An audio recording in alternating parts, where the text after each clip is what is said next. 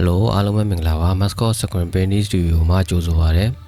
ဒီတစ်ခေါက်ကတော့ကျွန်တော် Table Glue တုံနည်းနဲ့ခွာနည်းကိုမျှဝေပေးမှာပဲဖြစ်ပါတယ်ပထမဆုံးကျွန်တော်တို့ Table Glue ခွာတာကိုအရင်ပြောပြပေးမှာပဲဖြစ်ပါတယ်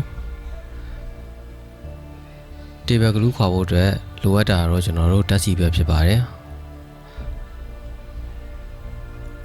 ဒီနေရာမှာကျွန်တော်တို့ရေတံပူးကိုအပေါက်ဖောက်ပြီးတော့သုံးလို့လည်းရတယ်လို့ကျွန်တော်တို့စပရေးပူးတွေကိုထည့်ပြီးတော့ဖြန်းလို့လည်းရပါတယ်ကျွန်တော်တို့စပရေးပူးတွေကိုထည့်ပြီးဖြန်းမဲ့အခါဆိုရင်တော့သူကစပရေးပူးထဲမှာကြာထားတဲ့အခါဓာတ်ဆီကအငွေ့ပြန်သွားပြီးတော့စပရေးကောင်းတွေကနေဓာတ်ဆီတွေတစ်စက်နဲ့ကြာနေတတ်တယ်နော်အဲ့ဒါကိုတော့သတိထားဖို့လိုပါမယ်ကျွန်တော်တို့ဓာတ်ဆီကိုစပရေးပူးနဲ့ပဲဖြန်းရေတံပူးနဲ့ပဲဖြန်းTable Glue ရှိတဲ့နေရာတိုင်းကိုကျွန်တော်တို့ကနေရာအနှံ့လိုက်ဖြန့်ပေးဖို့လိုပါတယ်နေရာအနှံ့ဓာတ်ဆီလိုက်ဖြန့်ပြီးပြီဆိုရင်တော့ကျွန်တော်တို့ခဏဆောင်ပေးရပါမယ်ခဏဆောင်ပေးပြီဆိုရင်ကျွန်တော်တို့ကော်ရီယာပွားတက်လာမှာပဲဖြစ်ပါတယ်အဲ့ဒီအချိန်ကျမှပဲကျွန်တော်တို့ဓာတ်နဲ့ချစ်ယူပြီးတော့ဘူးထဲကိုထည့်ပေးရပါမယ်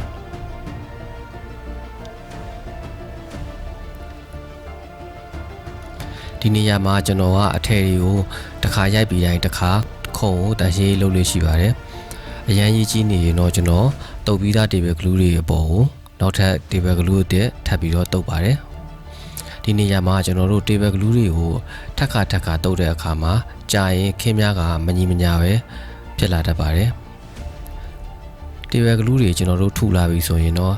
ဒီဓာတ်ဆီကတစ်ခါတည်းနဲ့ဖြန်းလို့အဆင်မပြေပါဘူးကျွန်တော်တို့ဓာတ်ဆီကိုနှစ်ခါလောက်ဆေးပြီးမှအဆင်ပြေမှာဖြစ်ပါတယ်အခုဒီမှာကော်ရီယာပွားလာပြီဆိုတော့ကြတော့ကျွန်တော်ဓာတ်နဲ့ချေယူပါမယ်အခုကကြတော့ကျွန်တော်ကကော်သားပါတာဖြစ်တဲ့အတွက်ဓာတ်နဲ့တစ်ခါတည်းချစ်လိုက်တာနဲ့အောက်ကမှန်ကပေါ်လာတာပဲဖြစ်ပါတယ်တကယ်တမ်းကော်သားထူတဲ့ဟာတွေဆိုရင်တော့ဒီမှန်ကတစ်ခါတည်းနဲ့မပေါ်ပါဘူးဒီအပေါ်ရန်ကြောကိုကျွန်တော်တို့ဓာတ်နဲ့အရင်တစ်ခါချစ်ပြီးရင်ဓာတ်ဆီထပ်ဖြန်းပြီးရင်နောက်တစ်ခါထပ်စီမှာအကုန်ပြောင်းမှာဖြစ်ပါတယ်အခုကတော့ကျွန်တော်ကကော်သားပါတဲ့အတွက်တစ်ခါတည်းနဲ့အကုန်ပြောင်းနေနော်ဒီနေရာမှာကျွန်တော်တို့ကော်ရီထဲမဲ့ဘူးကိုကျွန်တော်တို့ plastic အိတ်ဆွတ်ထားတင်ပါတယ်ဘာလို့လဲဆိုတော့ကြတော့ဒီ plastic အိတ်ဆွတ်မထားဘူးဆိုရင်ကော်ရီကဘူးမှာကတ်သွားတတ်ပါတယ်ဒီကတ်သွားတဲ့အခါဆိုရင်ကျွန်တော်တို့ကော်ရီကခွာခက်တယ်နော်အဲ့ဒါကြောင့်မလို့ကျွန်တော်တို့ plastic အိတ်ဆွတ်ထားတဲ့အခါဆိုရင်ဒီကော်ရီထည့်ပြီးသွားရင် plastic အိတ်ကိုချွတ်ပြီးတော့လွတ်ပြလိုက်ရုံပဲနော်အစာပိုင်းမှာမိတ်ဆက်ပေးဖို့ကြံသွားတာတခုက Table Glue ဆိုတာကဘာလဲဆိုတော့ကာလာတစ်ယောင်နဲ့တစ်ယောင်ထပ်ရမှာထပ်ပြီးတော့ရိုက်ရမှာအထည်ရွေ့မသွားအောင်ခင်းများနဲ့အထည်ကိုကပ်ပေးထားတဲ့ကော်ပဲဖြစ်ပါတယ်သူ့ရဲ့အားသာချက်ကတော့ Table Glue ကို6အောင်မှုတ်လိုက်တာနဲ့ Table Glue ကခင်းများမှာပဲကပ်ကြံနေပြီးတော့အထည်မှာကော်လေးပါမလာခြင်းပဲဖြစ်ပါတယ်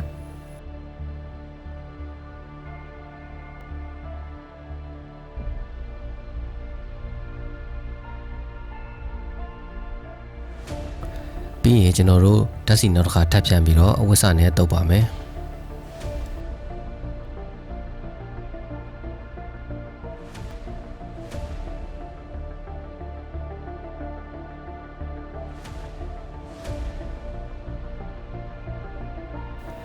ကော်ရီတီချာပြောင်းသွားပြီဓာတ်ဆီတီချာ6သွားပြီဆိုရင်ကျွန်တော်တို့ Table Glue စပြီးတော့တုပ်ပါမယ်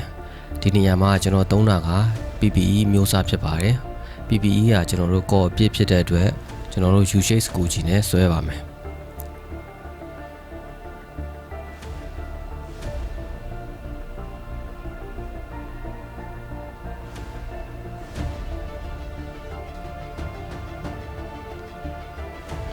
ဒီမှာကျွန်တော်ကကော်ကိုအရင်ဖြန့်ခင်းလိုက်တယ်နော်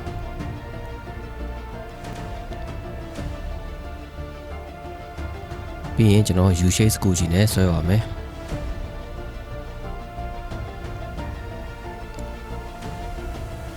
ဒီမှာကျွန်တော်တို့ဆွဲတဲ့နေရာမှာလဲ60ဒီဂရီလောက်ဆွဲပြီးတော့ဖွားဖွားလေးပဲဆွဲပေးရမှာဖြစ်ပါတယ်ဒီ Table Glue ဆွဲတာကိုတော့တေချာလေ့ကျင့်ထားဖို့လိုပါမယ်ဘာလို့လဲဆိုတော့ Table Glue ဆွဲနည်းကမှန်ပေါ်မှာဆွဲတာဆိုတော့ကြတော့ညီအောင်ဆွဲဖို့နည်းနည်းခက်ပါတယ် Table Glue ဆွဲပြီးတဲ့အခါမှာလဲကျွန်တော်တို့ဒီမှွေတန်းနေစကူကြီးတွေကိုရေတစ်ခါတည်းတန်းစီပေးဖို့လိုပါတယ်ဒီနေရာမှာကျွန်တော်တို့ Table Glue အပြစ်မဟုတ်ဘဲနဲ့ China တို့ table glue အကျဲလေးဆိုရင်စုပ်တံနဲ့ဆွဲပေးဖို့လိုပါမယ်စုပ်တံနဲ့ဆွဲမယ်ဆိုရင်တော့ကျွန်တော်တို့ line စင်းတွေထင်တတ်တယ်နော်နောက်တစ်ခုကကျွန်တော်တို့စကူဂျီနဲ့ဆွဲရမှာလဲစကူဂျီ size ကခင်များတဲ့ကြီးဖို့လိုပါမယ်ဒီ table glue က room temperature နဲ့6သူလို့ကျွန်တော်တို့မြန်ချင်းရင်တော့ heat gun နဲ့မှုတ်ပေးဖို့လိုပါမယ်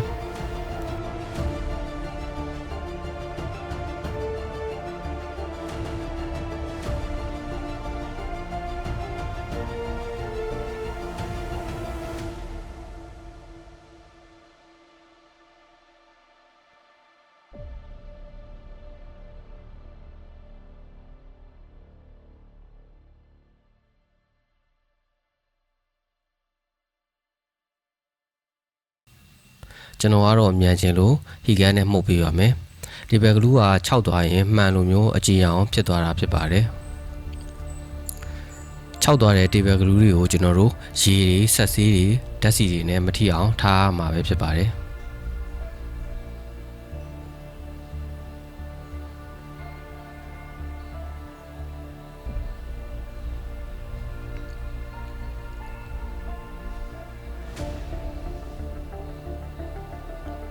နော်ဒီမှာ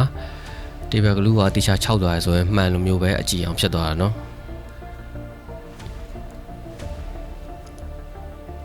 ကျွန်တော်တို့ table glue တေချာ6သွားပြီဆိုရင်တော့ဒီ shirt ဆွတ်ပေးပါမယ်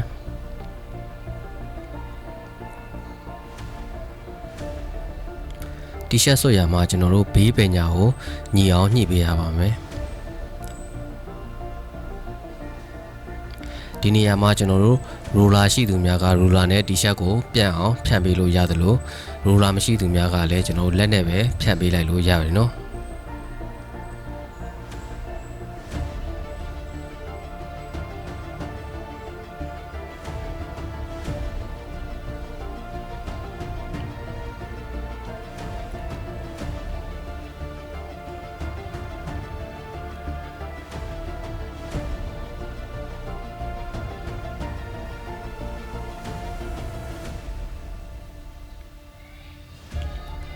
ပြီးရင်ကျွန်တော်တို့ဒီဇိုင်းကိုနေရာချပေးဖို့လိုပါမယ်နော်ဒီဇိုင်းရဲ့နေရာတွေကိုကျွန်တော်တို့ဘယ်နေရာမှာရိုက်တင်လဲဆိုတာစာအုပ်ထဲမှာကျွန်တော်အကြံပေးထားတာရှိရယ်နော်စာအုပ်ထဲအတိုင်းမလုပ်ချင်လို့မိမိဘာသာနေရာချခြင်းနဲ့ဆိုလဲရပါတယ်အခုကကျွန်တော်ကဒီမှာခုတ်ကနေစပြီးတော့ဒီဇိုင်းပုံကိုကျွန်တော်2လက်မခွဲခွာပြီးတော့နေရာချထားပါတယ်ဒီဟာကကျွန်တော်ဒီဇိုင်းပုံကို2လက်မခွဲခွာတာနော်ဖလင်နဲ့2လက်မခွဲခွာတာမဟုတ်ဘူးဒါပေမဲ့ကျွန်တော်တို့တိုင်းမှာကဖလင်ရဲ့အစွန်းနဲ့ငုတ်ရဲ့အောက်ခြေကိုတိုင်းပြီးတော့ကျွန်တော်တို့အကွာဝေးမှတ်ထားရမှာပဲဖြစ်ပါတယ်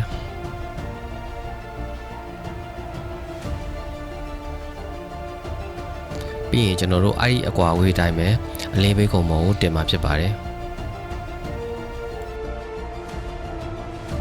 အဲ့ဒါဆိုရင်ကျွန်တော် table glue တုတ်တဲ့သင်ခန်းစာလေးကိုဒီမှာပဲဆုံးသက်ပါမယ်အားလုံးကျေးဇူးတင်ပါတယ်